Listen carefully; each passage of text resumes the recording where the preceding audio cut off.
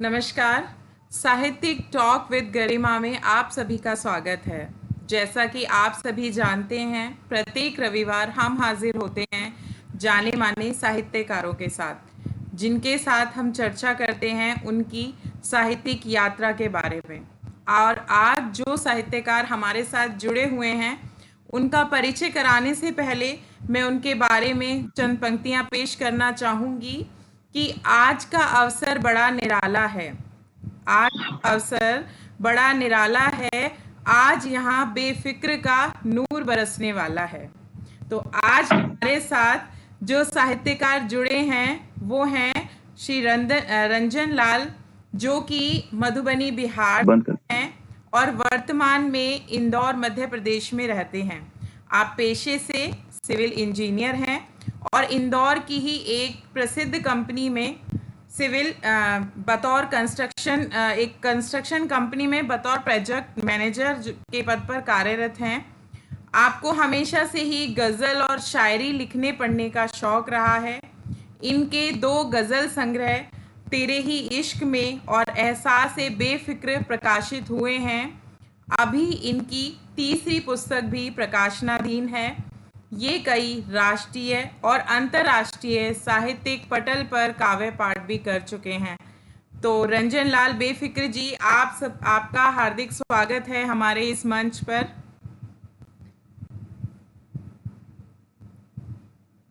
आपकी आवाज आप म्यूट कर रखा है सर, शायद आपने। नमस्ते जी नमस्कार शर्मा जी मंच को नमन जी। यकीन नहीं अगर तुझे तो आजमा के देख ले, यकीन नहीं तुझे अगर तो आजमा के देख ले, एक बार तू जरा मुस्कुरा के देख ले। जो ना सोचा होगा तूने वो भी मिलेगा तुझे, जो ना सोचा होगा तूने वो भी मिलेगा तुझे, बस एक बार अपना कदम बढ़ा के देख ले। तो यही कुछ इस तरह की ही कहानी है हमारे आज के साहित्यकार की भी। तो सर, सबसे पहले मैं ये जानना चाहूँगी कि मेरे को बड़ी उत्सुकता है कि आप पेशे से सिविल इंजीनियर हैं और उसके बाद आप गज़ल और नज़में भी इतनी अच्छी लिख डाली। मतलब इस तरह का जो कॉम्बिनेशन है, जो संयोग है, वो बहुत ही कम देखने को मिलता है। तो ये किस तरह से संभव हुआ? ठीक है, ऐसा कह सकते हैं ये लिखने का या इसका शौक इंजीनियर बनने से पहले ही हो गया था। फिर बाद में उसने कुछ इफेक्ट नहीं किया जी। यानी जब आदमी टीनेज से थोड़ा यंग एज में जाता है, उसी समय जैसे मेरी एज ग्रुप में आप समझेंगे तो उस समय में लता मंगेशकर, किशोर कुमार, मोहम्मद रफी, ये लोग टॉप सिंगर हुआ करते थे और टॉप इनके गाने चलते थे। तो वो सुन के बड़े हुए, तो लिरिक्स हमेशा से बसे रहे उस समय। जी। और घर में भी मेरा माहौल ऐसा ही था, भैया वगैरह को बहुत संगीत वगैरह बहुत पसंद था। तो सुबह जो टेप रिकॉर्डर चालू होता था, रात को ही बंद होता जब पापा आते थे। जी। तो वो इनबिल्ट है, मतलब इंजीनियरिंग होने से पहले ही लिखना शुरू कर दिया था थोड़ा बहुत। जी। तो तभी से है। तो आप मतलब बचपन से ही आपको ये जो है गजल और नज्मों का शौक रहा। लेखन में ये रुचि कब से? आपने अपनी पहली कविता लिरिक्स पहली कविता मैं कहता रहा हूँ, जब टीनेजर से जब आदमी उसमें जाता है। मेरी आवाज इको हो रही है सर? आ रही है, क्लियर है, क्लियर है। चलिए, हाँ। तो टीनेजर से जब आदमी थोड़ा सा ऊपर जाता है, तो जैसे ही कहा था कि बदलाव होते हैं, सोच में बदलाव होते हैं। जब इंटर से निकले कॉलेज लाइफ में अब आदमी एंटर करता है, तो वहीं से शुरू होता है कहाना। और जहाँ से सब गुजरे हैं, मैं भी वहीं से गुजर के आया हूँ। वहीं शुरुआत वहीं से होती है और वहीं पे पहली बार कुछ लिखना चालू किया और तब से लिखते चले आ रहे हैं।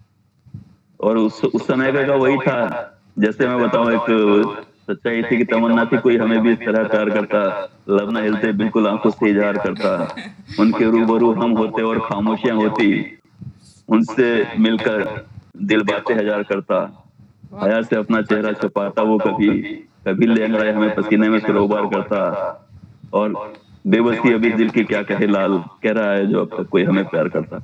उस समय तो यही चलता है ना उस एज में, बहुत बढ़िया। तो वहीं से शुरू हुआ है। ये शायद हर टीनेज के मन की बेचैनी है। ये एक उतार चढ़ाव हाँ, जरूर, ये वाला जो दौर है वो हर एक इस दौर के हर एक के साथ आता है। कोई अगर कहता है कि भाई मैं इससे छूता हूँ तो वो झूठ कह रहा है। हाँ, बिल्कुल बिल्कुल, ये सच बात है बिल्कुल। तो अब आपका जो लेखन था वो मतलब एक तरह से आपकी अपब्रिंगिंग ही उस तरीके से हुई कि आपका इंटरेस्ट उसमें क्रिएट होता चला। हाँ हाँ, शुरुआत एक्चुअली होता क्या है, इसमें एक किस्सा है। जैसे मैंने बताया कि मेरे घर में मेरे बड़े भैया थे, उनको म्यूजिक का बहुत शौक था, जी और उनकी जो अपने फ्रेंड सर्किल था उनका अपना एक ऑर्केस्ट्रा पार्टी हुआ करती थी। जी तो वो सभी आके मेरे घर में ही रियाज करते थे अक्सर। जी। तो वो हमेशा सुनते रहे, और बड़े भाई को ही शायद शौक होगा, बड़े भैया को मेरे, वो एक किताब लेके आए थे, हसीन रुबाइयाँ। जी और हम भी उस समय जवान हो रहे थे। वो किताब मैंने उड़ा ली थी उनसे, और उसमें जब शेर पढ़ता था तो वो शेर पढ़ के मुझे जैसा, यार ये चीज गजब है, क्या बात है। जैसे एक शेर है, एक वो है, पड़ा ठुकराया हुआ राह का पत्थर ही कहा जाए, फुटपाथ पे सोता है बेघर ही कहा जाए, और बहने जो लगे सारे जमाने को बहा दे, इन झील की आंखों को समंदर ही कहा जाए। तो ये क्या चीज है? दो लाइन, चारों पंक्तियां, दो पंक्तियां अलग बात कह रही हैं, दो पंक्तियां अलग बात कह रही हैं। फिर समझ में आया कि नहीं, ये ऐसे ही शायरी ऐसे ही होती है। जी तो लिरिक्स का, मैंने बताया, लिरिक्स का हमेशा शौक था, इसलिए लिरिक्स ने हमेशा पसंद किया मेरे को। आज भी पुराने जिस गाने के लिरिक्स अच्छे होते हैं वो मुझे अच्छा लगता है। हाँ बिल्कुल। और हमारे जो फ्रेंड सर्किल था, हमारा बेस्ट टाइम पास था। 4-5 दोस्त जो हम थे, कुछ नहीं, गाने गाने बैठ जाते, 2-4 घंटे कैसे पास हो जाए पता नहीं चलता। और बिल्कुल। उसमें ये था कि उनको गाने याद नहीं रहते थे, मुझे गाने याद रहते थे। अच्छा। मेरे पास क्या कलेक्शन रहता था। ये बाकी लिखने का तो ऐसा है कि बस शौक के लिए थोड़ा बहुत लिखते थे। और लिखते लिखते क्या हुआ कि एक बार मैं सफर कर रहा था, तो मेरी उस समय क्या, जैसा आज तो हमारे पास मोबाइल है, लैपटॉप स्टोर कर दिए हैं, गूगल में भी स्टोर है, कहीं से गायब हुआ तो वहां से मिल जाएगा। मेरी बिहार का रहने वाला हूं जैसे, और मैं रहते थे हम लोग हरिद्वार में, दिल्ली जॉब करता था, दिल्ली से जॉब को घर जा रहा था, मेरा सूटकेस में कहीं चोरी हो गया। तो उसमें मेरा एक डायरी का कलेक्शन था जिसमें 200-300 कुछ लिखे हुए थे, वो चोरी हो गए। अरे तो वो झटका जो लगा, तो मैंने लिखना ही बंद कर दिया, समझिए इतना मुझे। अच्छा। तो बाद में दोबारा 20 साल बाद लिखना चालू किया अरे लगभग। 20 साल मतलब आप वो बातें दबी रही। कभी कभी निकलती थी, जब फेसबुक पे कभी कुछ किसी ने कोई टॉपिक आया तो अपने ही फेसबुक पेज पे कुछ लिख के डाल दिया। तो वाकया ऐसा हुआ कि मेरे एक फेसबुक मित्र ने कहा, सर आप तो ठीक ठाक लिख लेते हैं। उन्होंने ये नहीं कहा बहुत अच्छा लिखते हैं, आप तो ठीक ठाक लिख लेते हैं, हमारा एक पटेल है उसमें वहां पे लिखना चाहेंगे क्या? तो मैंने कहा हाँ, क्यों नहीं। तो वहां से शुरुआत हुई, और लॉकडाउन के बाद का टाइम था, समय भी था, तो समय भी एंगेज हो गया हमारा। वहां से जो एक फ्लो बना, तो पिछले 2 साल में आज वहां से सफर यहाँ से यहाँ तक आ गया कि दो पुस्तकें भी आ गई, 200-250 गजल लिख डाली हैं, बहुत सारी चीजें हो गई इस बीच में। तो अच्छा ही हुआ जो हुआ। तो नॉर्मली ऐसे मतलब हम जैसे देखते हैं कि लेखन जो है, अगर कविताओं की बात करें तो वो एक आर्ट्स के स्टूडेंट, मतलब एक आर्ट्स जो है हो जाता है वो बिल्कुल ही अलग एरिया हो जाता है। अब आपने अगर सिविल इंजीनियरिंग की है तो दैट मीन्स कि आपने मतलब साइंस के रहे हो, लेकिन साइंस और ये सब इसका कॉम्बिनेशन कैसे हो गया? ये एक अलग ही मैंने पहले बताया ना कि साइंस, इंजीनियरिंग बाद में आई है, ये शौक पहले आ ये गया। शौक पहले आया है, ये बिल्कुल अद्भुत सा संयोग है। तो अब आपकी सर कोई एक बहुत ही अच्छी सी रचना हम सुनना चाहेंगे। उससे पहले एक आपके लिए 2 पंक्तियां कहना चाहूंगी कि अगर चलना हो साथ तो अपना हाथ बढ़ा दीजिए, अगर चलना हो साथ तो अपना हाथ बढ़ा दीजिए, हो अगर मन में प्रेम तो फिर मुस्कुरा दीजिए, है आज हमारा क्या पता कल हो ना हो, है आज हमारा क्या पता कल हो ना हो, कोई गीत हो मन में तो फिर गुनगुना दीजिए, कोई गीत हो मन में तो फिर गुनगुना दीजिए। तो अभी आपकी कुछ लिखी हुई कुछ हम शायरी सुनना चाहेंगे, आपकी कोई नज्म। नज्म से ही रखता हूँ। कि जो मैंने इसको अपना सिग्नेचर बनाया हुआ है, कह सकते हैं कि मेरा सिग्नेचर है, मेरा कोई कार्यक्रम हो मैं इसको जरूर पढ़ता हूँ। जी। तो यहाँ भी वहीं से शुरू करूंगा कि और वो आपके बारे में भी है, जैसे गर्मा जी आप भी बहुत अच्छी लेखिका हैं, बहुत अच्छी कविता भी हैं, ऐसे मैं भी हूँ, बहुत सारे लोग हैं। तो हर कवि क्या करता है, वो एक मेरा सिग्नेचर है कि हर रोज नए कुछ किस्से रचा करते हैं, हर रोज नए कुछ किस्से रचा करते हैं, कभी चेहरा कभी हालात पढ़ा करते हैं। हर रोज नए कुछ किस्से रचा करते हैं, कभी चेहरा कभी हालात पढ़ा करते हैं। ख्यालों को शक्ल देते लफ्जों में पिरोकर, जी। ख्यालों को शक्ल देते लफ्जों में पिरोकर, दिल की ही सुनते दिल की ही कहा करते हैं। बहुत बढ़िया। और अगला है कि न बांधो हमें भावनाओं की डोर से, हम परिंदे हैं आसमानों में उड़ा करते हैं। न बांधो हमें भावनाओं की डोर से, हम परिंदे हैं आसमानों में उड़ा करते हैं। और थक चुके अब इन घरौंदों में पत्थरों के, जी। थक चुके अब इन घरौंदों में पत्थरों के, आजकल तो हम दिलों में रहा करते हैं। बहुत बढ़िया, बहुत खूब। और ये जो रिश्तों के भंवर में घिरी है जिंदगी, ये जो रिश्तों के भंवर में घिरी है जिंदगी, फकत इन्हीं दीवारों के साए में रहा करते हैं। और इतनी सी आरजू की राज करे दिलों पर, बहुत छोटी सी आरजू है हम लोगों की, इतनी सी आरजू की राज करे दिलों पर, जाने कैसे ख्वाब जिस दिल में पता करते हैं। और अंतिम है कि हकीकत ही यही, हम कलम के दीवानों की दिल जलाकर रोशन को समा करते हैं। और कसीदे पढ़ते हैं महबूब की हसरत पर, बेवजह ही अक्सर दिल को फना करते हैं। हर रोज कुछ नए किस्से रचा करते हैं, कभी चेहरा कभी हालात पढ़ा करते हैं। तो ये आपका हमारा सबका यही सफर है, जो देखते हैं जो सामने आ रहा है वो उसी पे ख्याल आ जाता है, वही एक कविता बन के सामने आ जाता है। हम कोई अपने आप से पैदा तो नहीं करते। नहीं। और माँ सरस्वती का पता नहीं क्या वरदान है कि जब पहले कुछ होता नहीं है, लेकिन जब कलम चलने शुरू होती है तो जो जो ख्याल आते हैं अपने आप एक दास्तान बन के फिर निकलता है। बिल्कुल पता ही नहीं चलता, एक थॉट आया और उससे एक 10 20 30 लाइनें पता ही नहीं चलता कैसे लिख गई हैं। बिल्कुल सही। पता ही नहीं चलता आपने बिल्कुल सही कहा कि ये। सुनते हैं और दिल की कहते हैं। बहुत अच्छी सी चीज़ है ये आपकी। अब जैसे आपने इतनी सारी रचनाएं आपने लिख ली हैं कि आपकी पुस्तकें भी आ चुकी हैं और आप बतौर प्रोजेक्ट मैनेजर भी कार्यरत हैं, तो ये सब चीज़ें आप बैलेंस कर पाते हैं सब, वह लिखना भी और एक इतना शौक वर्क है।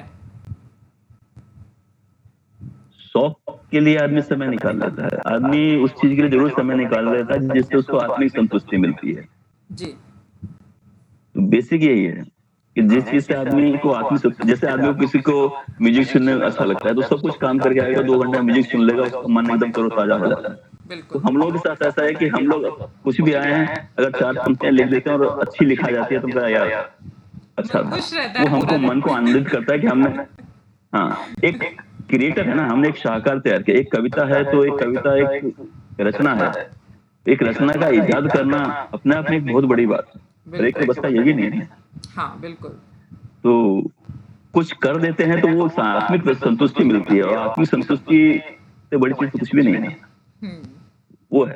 तो अपने शौक के लिए आदमी समय निकाल ही लेता है, बिल्कुल दिन में सही। नहीं मिलता तो रात को 10 से 12 बजे 11 बजे जब मिले आदमी लिख ले। बिल्कुल।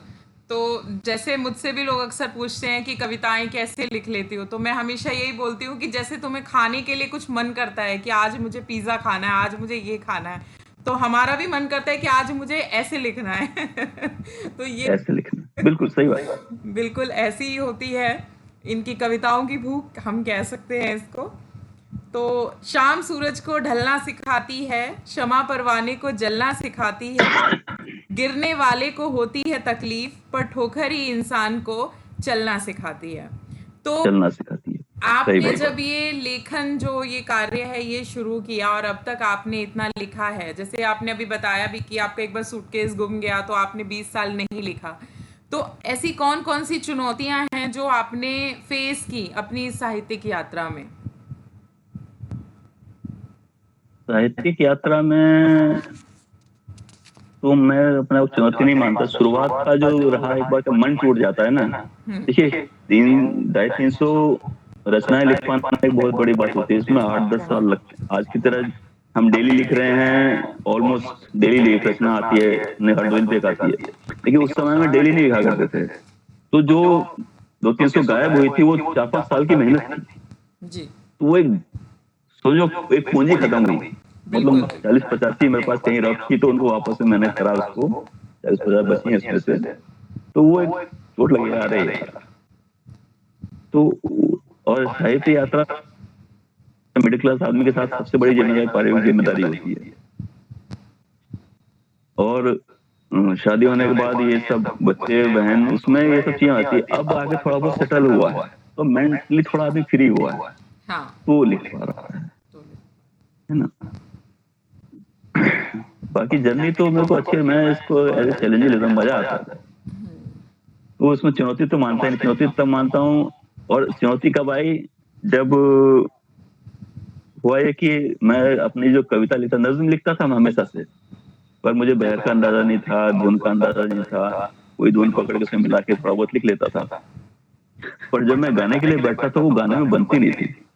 तो मैं मंच पे जुड़ा, एक मेरे पोएट्री पोएट्री मंच वहां जुड़ा, वहां पे कुछ सीनियर थे, उनसे मैंने चर्चा की, तो उन्होंने कहा गजल लिखना चालू करो। गजल में एक मात्रा भार होती है, मात्रा भार का पता था, दोहा सोटा हमें भी पढ़ा था अपने 11th 12th 9th 10th में, तो थोड़ा बहुत मात्रा ज्ञान था, लेकिन उसका इतना बड़ा इम्पैक्ट होता है ये बाद में समझ में आया। तो फिर उन्होंने कहा ये गजल लिखना कोशिश कीजिए, ये ऐसे ऐसे होती है मात्राएं, तो लिखना चालू कीजिए। उसका मेन गजल लिखने का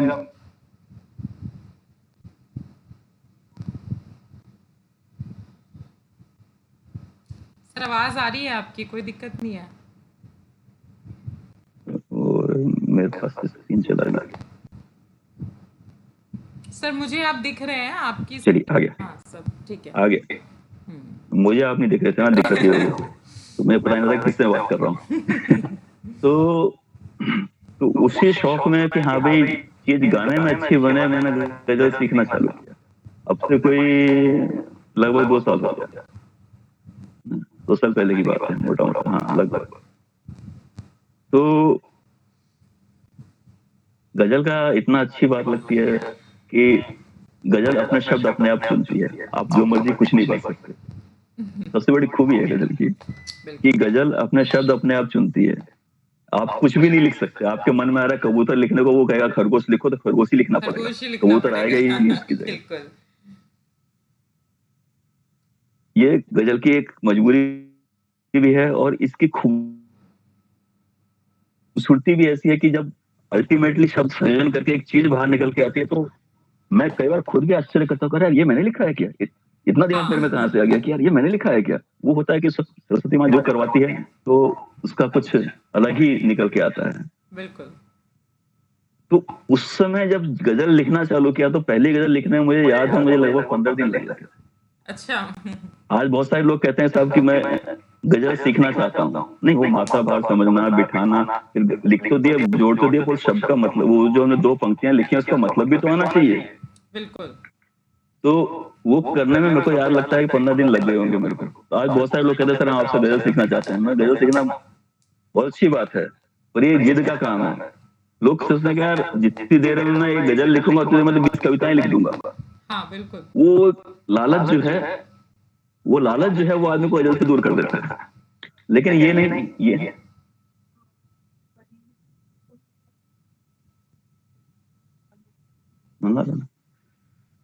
तो उसमें क्या है कि लोग फिर वो उसमें शॉर्ट टर्म में चले जाते हैं, लेकिन आदमी ये नहीं समझता कि जब मैं कार चलाना सीख रहा हूँ तो मुझे शुरुआत में दिक्कत होगी ना, कि कब ब्रेक लगाना है, कब गियर लगाना है, कब मुझे क्लच दबाना है, कब मुझे स्पीड छोड़नी है, कब पकड़नी है। शुरुआत में बहुत ध्यान से करना पड़ता है, लेकिन जब आप करते रहते हो तो फिर आंखें सामने रहती हैं, सब चीज ऑटोमेटिक होती है, अपने आप कोई आएगा तो अपने आप ब्रेक लग जाएगा, सब ऑटोमेटिक होता है कि जब चीज सब कॉन्शियस माइंड। तो वही हमारे साथ हुआ, शुरुआत में बहुत मेहनत लगी, और आज सब आसान लगता है। बैठते हैं, बहुत सारी फील होती है, बैठते हैं तुरंत के तुरंत लिखते चले जाते हैं, और आधे घंटे में गजल से होकर तैयार हो जाती है, फर्स्ट क्लास।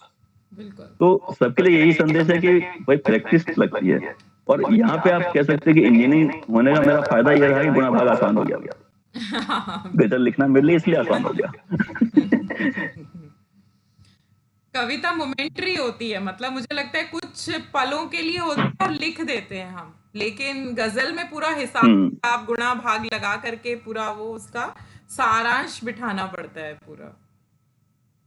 तो कुछ ऐसा ही। हमारे गुरु रावतपुर में हमारे साथ थे संजीव निगम साहब, उन्होंने एक बहुत बड़ी बात कही थी कि आप 10 कविताएं लिख दो, जी।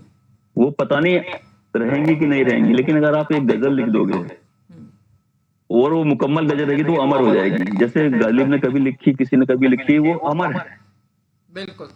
वो एक मुकम्मल रचना हो जाती है ये गजल। इस वजह से भी एक शौक रहा कि एक मुकम्मल, और पुस्तकें छपवाने का मेन मकसद वही था कि आजकल जानते हैं चोरी बहुत जल्दी हो जाता है, हाँ। तो लिख के छपवा दो तो आपको कॉपीराइट हो गया, बिल्कुल।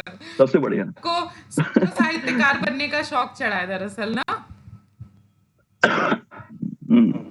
दो चार शब्दों को इधर उधर करके बहुत चलता है। फेसबुक इंस्टाग्राम के टाइम में एक्चुअली ये चीज बहुत कॉमन सी हो गई है कि सबके पास एकदम कॉमन हो गई है अच्छी अब। खासी हो गई है, पहुंच हो गई है लोगों के पास ना। तो आप आज लिखते हो तो कितने लोगों के पास पहुंच जाएगी, और बिल्कुल साहित्यिक चोरी, ऑनलाइन चोरी हो सकती है। ये बहुत होता है, ये मेरे साथ भी होता है। तो ये कोई नई चीज नहीं है वैसे। सही है कि बुक्स में अगर हम करा देते राइट हो जाता है। तो अब आपको बुक्स छपवाने का मेरा मकसद और मकसद है अभी। जी जी जी बोलिए। नहीं, बुक्स प्रिंटेड कराने का मकसद ये नहीं था कि हाँ भाई मेरे को बहुत बिकेगी, बहुत रॉयल्टी मिलेगी, वो मकसद नहीं था। बिल्कुल। बुक्स ये है कि हाँ भाई एक चीज कॉपीराइट हो गई है। और आज आपने याद किया है, अब आज जब हमने शुरू किया था कोई हमें जानता नहीं था, आज बहुत सारे मंच से हमें आते हैं, यानी कॉपीराइट हो रही है, तो लोग खोजेंगे तो अपने आप सब काम होगा, अभी बुक्स तब काम आएंगी। हाँ बिल्कुल, बहुत अच्छी बात है ये। अब आपकी कोई अच्छी सी कोई नज्म आप सुना दीजिए हमारे व्यूअर्स के लिए। मूलतः जैसे आप जानते हैं कि मैं रंजन लाल बेफिक्र, मतलब मूलतः श्रृंगार के लिए ही मुझे जाना जाता है, जी। तो वहीं से कुछ रखता हूँ आपके लिए शुरुआत में। ऐसा नहीं है कि मैं समसामयिक पे नहीं लिखता, पर कम लिखता हूँ। वजह यह है कि मुझे मदर टेरेसा की एक बात अच्छी तरह याद आती है, बहुत उसको मैंने बैठा के रखा हुआ है। वो कहती थी कि मुझे युद्ध विरोधी रैली में नहीं जाना, उसमें मैं, आप मुझे बुलाओ युद्ध विरोधी रैली में मैं नहीं जाऊंगी, मुझे शांति की रैली में बुलाओ, मैं अवश्य जाऊंगा। बात एक ही है, लेकिन हम सोच किस तरह से देख रहे हैं उससे पड़ता है। तो बहुत सारी समसामयिक में नेगेटिविटी है, और सभी लोग नेगेटिव लिखें तो पॉजिटिव कौन लिखेगा? बिल्कुल। जैसे आज आप न्यूज खोलें तो ऐसा लगता है कि पूरी दुनिया में हाहाकार मचा हुआ है, ऐसा थोड़ी है। वो 10% है मात्र, 90% फिर भी बहुत अच्छा है, लेकिन देखने में ऐसा लगता है अरे पूरी दुनिया में आग ही लग गई आया हुआ है ना। तो क्या है कि होता है कि नहीं, तो नजरिया है कि मैं थोड़ा उधर से अलग हट के रहना चाहता हूँ। तो श्रृंगार के लिए मूलतः जाना जाता है, एक नज्म रखता हूँ लिखी थी कि तेरे दिल तक, शुरुआत करता हूँ कि तेरे दिल तक मेरे दिल की एक डगर आती है, तेरे दिल तक मेरे दिल की एक डगर आती है, ये निगाह तो पूरा करने अपना सफर आती है। तेरे दिल तक मेरे दिल की एक डगर आती है, ये निगाह तो पूरा करने अपना सफर आती है, और इस तरह छाया हुआ मेरे जहन में वजूद तेरा, इस तरह छाया हुआ मेरे जहन में वजूद तेरा, तेरी तस्वीर भी दिल में झांकती नजर आती है। इस तरह छाया हुआ मेरे जहन में वजूद तेरा, तेरी तस्वीर भी दिल में झांकती नजर आती है। कट गया है क्या? नहीं नहीं सर, जुड़ा हुआ है, जुड़ा हुआ है। अच्छा, आईना, अगला है पंक्ति की, आईना ये मेरा कहीं बिखर न जाए शर्म से, आईना ये मेरा कहीं बिखर न जाए शर्म से, आरजू आजकल इस दिल में संभल कर आती है। बहुत बढ़िया, बहुत खूब। आईना ये मेरा कहीं बिखर न जाए शर्म से, आरजू आजकल दिल में संभल कर आती है, और रत जगह का खुमार छाया है दिन भर फिर भी, रत जगह का खुमार छाया है दिन भर फिर भी, रात के इंतजार में कहाँ नींद दिन भर आती है। रत जगह का खुमार छाया है दिन भर फिर भी, रात के इंतजार में नींद कहाँ दिन भर आती है, और धुंधला गया है तस्वुर में ये चेहरा तुम्हारा, धुंधला गया है तस्वुर में ये चेहरा भी तुम्हारा, सामने खुशी के हर दफा आंख भर आती है। धुंधला गया है तस्वीर में चेहरा भी तुम्हारा, सामने खुशी से हर दफा आंख भर आती है। और जब भी निकले हैं तलाश में सुकून की हम, जब भी निकले हैं तलाश में सुकून की हम, ये नजर लौट के हर बार इधर आती है। बहुत बढ़िया। जब भी निकले हैं तलाश में सुकून के हम, ये नजर लौट के हर बार इधर आती है। और बेफिक्र सी तबीयत की फिक्र होने लगी अब, बेफिक्र सी तबीयत की फिक्र होने लगी अब, नींद की जगह आरजू आंखों में उतर आती है। तेरे दिल तक मेरे दिल की एक डगर आती है, ये निगाह से पूरा करने अपना सफर है। बिल्कुल, बहुत शुक्रिया। अच्छा, बहुत बढ़िया। आपका लेखन बिल्कुल, गज़लें सच में ही काबिल तारीफ़ हैं और आप बहुत सच में ही बहुत अच्छा लिखते हैं। और श्रृंगार रस तो भले ही आजकल लोग लिख लेते हैं, लेकिन उसके अंदर एक स्तर बनाए रखना वो बहुत ज़रूरी है। और आपकी शालीनता बनाए रखना बहुत बड़ी बात है। हाँ, वो स्तर बहुत अच्छा है आपकी रचनाओं में, बिल्कुल बहुत स्तरीय रचनाएं होती हैं आपकी। तो अब जैसे आपने बताया, जी अब विषय तो आपके लेखन का ज़्यादातर श्रृंगार रस ही रहा है। आपने और किन-किन विषयों पर लिखा है? नहीं, ऐसा नहीं है कि मैं हर विषय पर कविताएं लिखी हैं। जो भी, जैसे पता पटलों पे क्या होता है, साहित्यिक पटलों पे डेली कोई ना कोई सब्जेक्ट दिया जाता है जी। और उस पे लिखते हैं। पर जब से गजल लिखने का शौक हुआ, तो गजल एक ऐसी चीज होती है कि अगर गजल में अब मान लो 7 शेर हैं, तो हम 7 शेर में 7 कविताएं कहते हैं, तो वो बंधन नहीं रहा। हर 2 पंक्ति अपने आप में एक कविता होती है बिल्कुल। ना। लेकिन ऐसा नहीं समसामयिक नहीं लिखते, समसामयिक भी लिखते हैं। एक रखता हूँ आपके सामने गजल, मतलब मलाइजा हो कि आजकल इंसानियत हथियार के साए में है, आजकल इंसानियत हथियार के साए में है, बेवजह की मजहबी तकरार के साए में है। आजकल इंसानियत हथियार के साए में है, बेवजह की मजहबी तकरार के साए में है। और बस दिखावे का बचा है सौहार्द ये आपसी, बस दिखावे का बचा है सौहार्द ये आपसी, बस वही दिखता है जो अखबार के साए में है।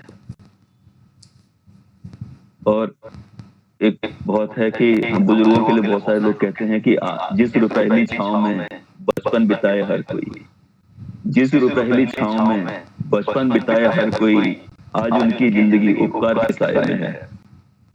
जब वो एज हो जाती है तो फिर हम उनके लिए कहते हैं, तो लोगों को लगता है कि हम उनके ऊपर एहसान कर रहे हैं, जबकि कहानी कुछ और ही है कि जिस पहली छाव में बचपन बिताए हर कोई, आज उनकी जिंदगी उपकार के साए में है। और हसरतें गुम हो गई हैं देश सेवा की सदी, हसरतें गुम हो गई हैं देश सेवा की सभी, हर सियासत आजकल व्यापार के साए में है। और एक जहनी शेर है कि कुछ फूल कुछ मैं मांग कर लाया खुदा से प्यार के, फूल कुछ मैं मांग कर लाया खुदा से प्यार के, खुशबू जब से जिस्म के बाजार के साए में है। बहुत सही है कि अगला शेर है कि मौज उठती प्यार की बस साहिलों की खोज में, मौज उठती प्यार की बस साहिलों की खोज में, देख कश्ती कागजी पतवार के साए में, मौज उठती प्यार की बस साहिलों की खोज में, देख कश्ती कागजी पतवार के साए में है। और एक बहुत जो कहा जाता है शायरी का अलग मिजाज है, गजल का शेर कहा जाता है कि राह को है कुछ गुमान कि मंजिलों का ये सफर, राह को है कुछ गुमान कि मंजिलों का ये सफर, राही की शिद्दत नहीं रफ्तार के साए में है। राह को है कुछ गुमा की मंजिलों का ये सफर, राही की शिद्दत नहीं रफ्तार के साए में है। और शेर पटल को नजर करता हूँ आपकी कि हो गई होती ये दुनिया एक जंगल की तरह, हो गई होती ये दुनिया एक जंगल की तरह, शुक्र है कुछ लोग अब भी प्यार के साए में। बहुत बढ़िया, बहुत खूब। हो गई होती ये दुनिया एक जंगल की तरह, शुक्र है कुछ लोग अब भी प्यार के साए में है। और थाम कर बेफिक्र दामन अब अमन का बढ़ चले, थाम कर बेफिक्र दामन अब अमन का बढ़ चले, एक हंसी मासूम सी घर द्वार के साए में। बहुत बढ़िया। तो जी, ऐसा नहीं है कि समसामयिक हालातों पर नहीं लिखता, हर समस्याओं को एक ही में रोने की ताकत रखते हैं। बिल्कुल। बट बहुत ही अच्छा, बहुत ही उम्दा लेखन है। लेकिन मैं ये पूछना चाहूँगी आपसे कि अभी आप जैसे जॉब भी करते हैं, लेखन भी करते हैं। अब जैसे जॉब भी इतना टाइम डिमांडिंग होती है, उसमें भी समय चाहिए, लेखन में भी समय चाहिए। तो इसमें कभी परिवार को शिकायत नहीं रही कि अब पूरा दिन तो आप वहाँ निकाल कर आते हैं, फिर उसके बाद अपना ये लिखने को लेके बैठ जाते हैं, तो परिवार का किस तरह का सहयोग रहा? रहती है, शिकायत रहती है, इसमें कोई दो राय नहीं। तो कहते हैं कि यही एक तो आए हैं ऊपर से आगे फिर मोबाइल में घुस गए इसको करने में। लिखना के अलावा आप अगर इतने बड़े साहित्यिक पटलों से जुड़े हुए हैं, तो हर पटल में किसी ने आपको कुछ आपको बोला कि वाह आपने बहुत कहा, तो आपको जवाब थैंक यू तो बोलना ही पड़ेगा ना कम से कम। बिल्कुल। थैंक यू बोलने में 2 घंटे लगते हैं।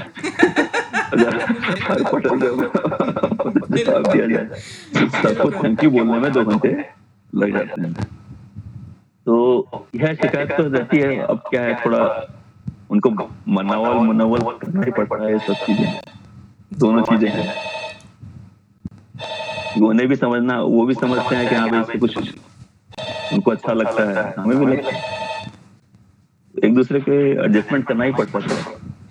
ऐसा नहीं शिकायत है, इसमें कोई दो राय नहीं। यही लेखन मेरे हिसाब से यही है कि सबका बैलेंस बना कर अपना जॉब, अपने घर परिवार में सब में एक बैलेंस बनाने के बाद लिखना होता है। ऐसा नहीं है जैसे फिल्मों में दिखाते हैं कि एक लेखिका है, वो झूले पर बैठी हुई है पार्क में और वो कविताएं लिख रही है। ऐसी कोई कहानियां नहीं होती हैं। मुझे लगता नहीं होती, बिल्कुल नहीं होती। हाँ, बहुत ही कष्ट झेल कर आज के मतलब वो कौन कर सकता है जिसके पास एक्सेस हो। हम मध्यम वर्ग के परिवार के लोग हैं, एक सिंपल रोज ऑफिस जाते हैं, घर आते हैं, महीने की तनख्वाह मिलती है, तब जाके घर चलता है। ऐसे लोगों के लिए वो चीज संभव ही नहीं है। हमें तो इसी में मैनेज करना है सब चीजें बहुत सारी। हाँ, बिल्कुल। तो ये एक अपने आप में चैलेंज तो है, पर क्या है कि मध्यम वर्ग के परिवार के आदमी की एक खासियत है कि उसको एडजस्ट करना बहुत अच्छी तरह आता है।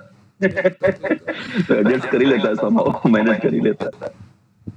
वो आदतें, लोगों को एडजस्टमेंट की आदतें इतनी पड़ गई हैं कि हम कहीं ना कहीं से भी कर लेते हैं एडजस्ट। यहाँ निपटाई देते हैं इस काम को भी, कोई दिक्कत नहीं। बिल्कुल, बिल्कुल। अब आपकी पहली जो पुस्तक है तेरे इश्क में, तो उसके बारे में मैं जानना चाहूंगी कि उसमें क्या है? मतलब बड़ा अच्छा सा नाम है। तेरे नाम क्या है कि जैसे बताया कि मैंने मूलतः श्रृंगार लिखता हूँ, तो बहुत सारे लोग कहते हैं किसको देख के लिखते हो। मैं कहा इसका जवाब मेरे को आज तक नहीं मिला। वो एक विजनरी मेरे पास एक मेरी वो है, जिसको मैंने बोल दिया कि मैं जो लिख रहा हूँ तेरे इश्क में लिख रहा हूँ। तो जो भी मैं कविता लिख रहा हूँ श्रृंगार के ऊपर, तो एक विजन मैंने बनाया, कोई छवि नहीं है पर एक है ना। तो उसको मैंने विजन बनाया, लगा भाई मैं जो लिख रहा हूँ तेरे लिख रहा हूँ, तो उसको मैं बोला तेरे इश्क में मैं लिख रहा हूँ। तेरे इश्क में जो भी मैं लिखता चला गया वो मैंने उसमें आज भी मैं बहुत सारी कविताएं लिखता हूँ, तो उसमें हैशटैग तेरे इश्क में डालता हूँ। अच्छा। बहुत सारे लोग किसको देख के लिख रहे हो, आपको बात आते होंगे, जैसे आपने कैसे सैड सॉन्ग, जैसे आप सैड आपने कोई कविता दी तो एकदम आपको बता, अरे क्या हो गया, अरे कुछ नहीं हुआ, कविता है उसको ध्यान मत दो ज्यादा। हो सकता है हमने कहीं सब्जेक्ट मिला उस पर लिखी हो, हाँ, बिल्कुल। हो सकता है कहीं श्रृंगार सब्जेक्ट आया उसके ऊपर लिखी हो, पर्टिकुलर किसी पे या वो हमारे भाव जरूर होते हैं, पर वो जरूरी नहीं कि हमारे साथ व्यतीत ही हो रहा ये है। हमारे साथ वर्तमान भाव नहीं है, तो वो प्रेजेंट में हम वही फील कर रहे हैं। वो ख्याल हम लोग, जैसे एक सिनेमा वाला कहते हैं मतलब पिताजी की डेथ हो गई है और वो रो रहा है, तो थोड़ी सी डेथ हो रो रहा है, वो एक कलाकारी है, ऐसी हमारी कलाकारी बिल्कुल। समझने की, बिल्कुल ये हमारी कलाकारी है कि हम अपने अंतर्मन में एक ऐसा माहौल क्रिएट कर लेते हैं कि वो चीज फिर निकल के आती है। ऐसा थोड़ी कुछ भी हो जाएगा, है ना। अगर मेरे को श्रृंगार लिखना है तो मैं अपने मन में एक भाव पैदा करता हूँ, वो फीलिंग्स लेके आता हूँ, तब जाके वो चीज निकल के आती है। वो फीलिंग किसी पर्टिकुलर की नहीं है, वो एक इमेजिनरी है, एक सोच है, एक दायरा बनाया, एक माहौल अपने अंदर अंतर्मन में क्रिएट किया और लिख लिया। तो ऐसे ही मैंने क्रिएट रखा, तो मैंने उसको जवाब देके मैं जो लिख रहा हूँ तेरे इश्क में लिख रहा हूँ, मैंने हैशटैग तेरे इश्क में डाला और डालना चालू किया। आज भी श्रृंगार लिखता हूँ तो तेरे इश्क में लिख रहा हूँ, वो एक है इमेजिनरी। तो वो किताब फिर उसी में लिखी, उसमें हर कुछ, उसमें करीब 30-40 नज्म है, 30-40 गजल है, बहुत सारी चीजें हैं। उस सब का एक मेन थीम है कि जो लिख रहा हूँ तेरे, तो मैग्नीफिसेंट श्रृंगार का ही है, इसलिए उसका नाम तेरे इश्क में है। और ये मेरी पहली, जब मैं लिखना चालू किया तो मेरे माइंड में थॉट था कि मैं क्या लिख रहा हूँ, मैं तेरे इश्क में लिख रहा हूँ, मैं तेरे इश्क में, ऐसी किताब आई। बिल्कुल, मुझे लगता है ये हम लेखकों के साथ एक कहीं ना कहीं ये चुनौती ही होती है कि जब भी हम कुछ लिखते हैं तो लोग कनेक्ट कर लेते हैं। मतलब मैं अपना अपना एक कनेक्ट कर लेते हैं। एक्सपीरियंस बताना चाहूंगी कि एक बार मैंने स्त्री प्रताड़ना पर एक कविता लिखी थी, अच्छी थी, पसंद भी आई, लेकिन मानोगे नहीं, मेरे मैसेंजर पे लोगों के मैसेज आए हुए थे कि कहीं मतलब मेरी पिटाई तो हाँ, क्या हो गया? मुझे प्रॉपर हाँ, एक्सप्लेन करना पड़ा था, भाई मेरी नहीं है, मैंने किसी और को पिटाया पिटते हुए, तो मैंने लिख दिया। हाँ, तो ये चीज होती है हम लेखकों के साथ कि लोग हमारे साथ कनेक्ट होते हैं, लोग हमसे रिलेट करते हैं। तो अब उस वही तो कह रहा हूँ, अगर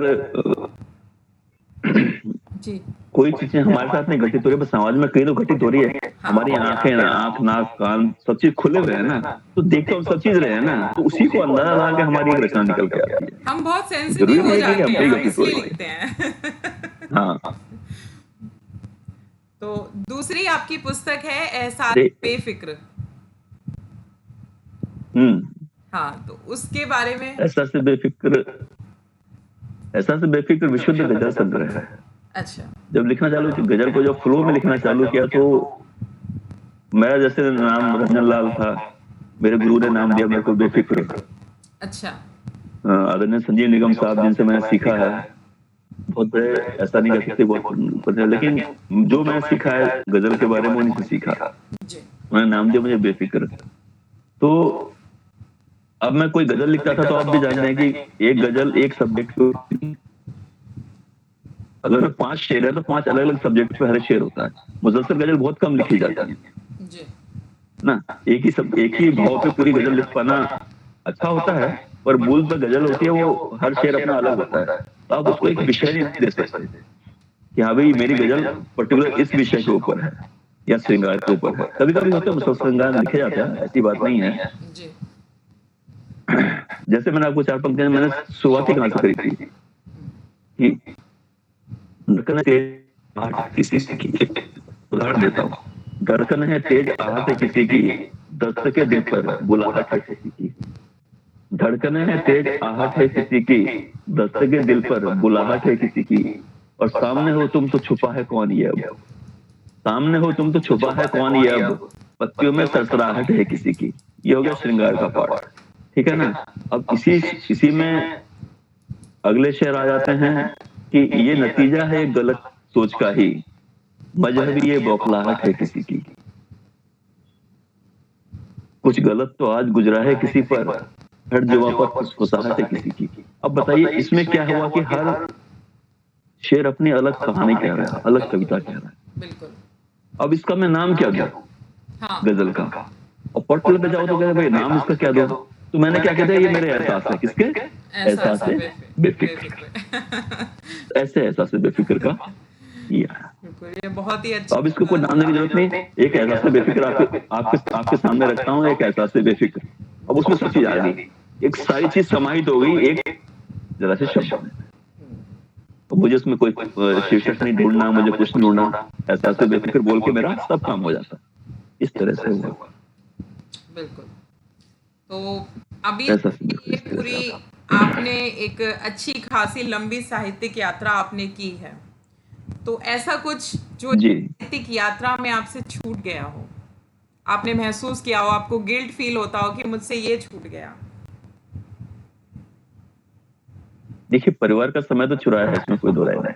बिल्कुल उसके तो आप गिल्टी हैं दोषी हैं। ये गिल्ट रहेगा, हाँ ये गिल्ट रहे, शिकायत उनकी भी रहती है, अब हमारा भी ऐसा हो गया है कि अब ना लिखे तो हमारा भी गुजारा नहीं होता। तो एक उसको यही कह सकते हैं कि बहुत पहले से रहा था कि अगर आपको खुश रहना है तो आप हर किसी को खुश नहीं कर सकते, हाँ, लेकिन अगर आप खुद खुश हो तो शायद कुछ लोगों को खुशी दे पाओगे। हाँ, तो पहले खुद को तो खुश करो। बिल्कुल, जब आप खुद को खुश कर लेंगे, आप 5 उस टाइम आप है तो 4 लोगों को कर पाएंगे। हो सकता है 10 लोगों के में 8 लोगों को तो आप कर पाएंगे ना। हुँ, 2 लोग छूट जाएंगे, उनका गिल्ट तो रहेगा और वो उसको कोई पूरा नहीं कर सकता, ये सृष्टि का शाश्वत नियम है। बिल्कुल, अगर आपको सुकून से जिंदगी बितानी है तो आप हर एक को खुश नहीं कर सकते। बिल्कुल, तो ये गिल्ट तो रहेगा कि हाँ भी कमी है, पर इसका कोई इलाज नहीं है, क्योंकि हर एक का सोच अलग है, हर एक की धारणा अलग है, हर एक को खुश कर पाना संभव नहीं है। बिल्कुल, तो ये गिल्ट रहता है कि हाँ भाई हम कुछ समय अपन नहीं दे पाए परिवार को, ये गिल्ट रहता है। बाकी तो जिंदगी के पार्ट ऑफ लाइफ है कुछ, और बाकी परेशानियां तो पार्ट ऑफ लाइफ है, तो उसको इतना नहीं।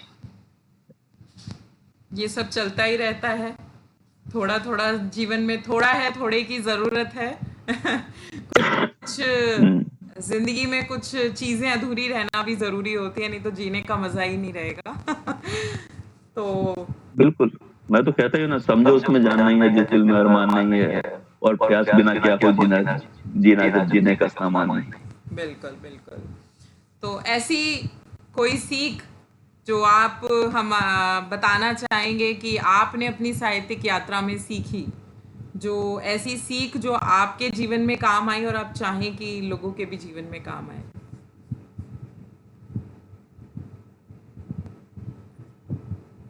कहा मैंने जो अपना महसूस किया है कि आप लोगों को प्यार कीजिए, प्यार दीजिए, आपको प्यार वापस लौट के मिलता है। मेरे साथ तो यही हो रहा है कि मैंने बहुत सारी चीजों को अच्छी तरह से किया है, तो मेरे पास लौट के मिला है। जो दोगे वही सभी से वही है मेरी, जो दोगे वही लौट के आएगा। कहा लोग कहते हैं कि हाँ भाई इधर से सब कुछ बाद में है, मरने के बाद कुछ नहीं है।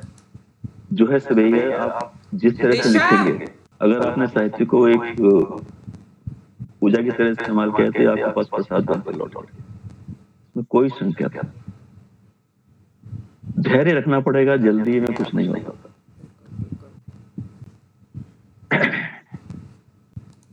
तो उसी में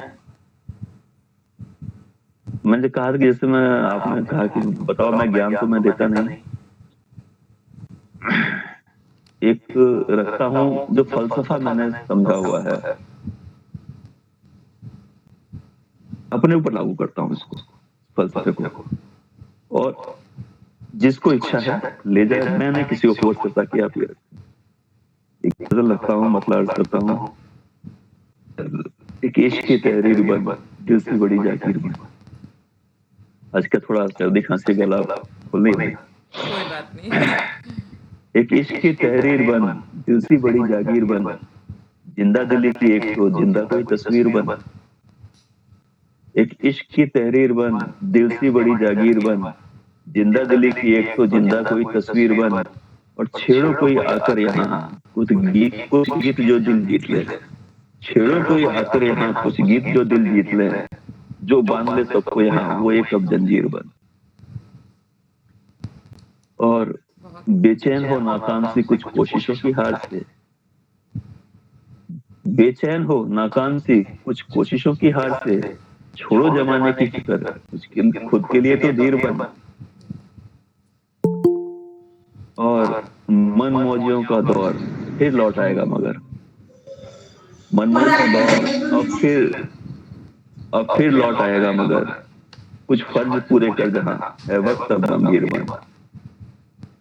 और अगला शेर है कि ये सबके लिए है कि जिस रोशनी से मिट सके अज्ञान का ये कोहरा, जिस रोशनी से मिट सके अज्ञान का ये कोहरा, तब साधना की ज्योत में एक ज्ञान की शमशीर बन। और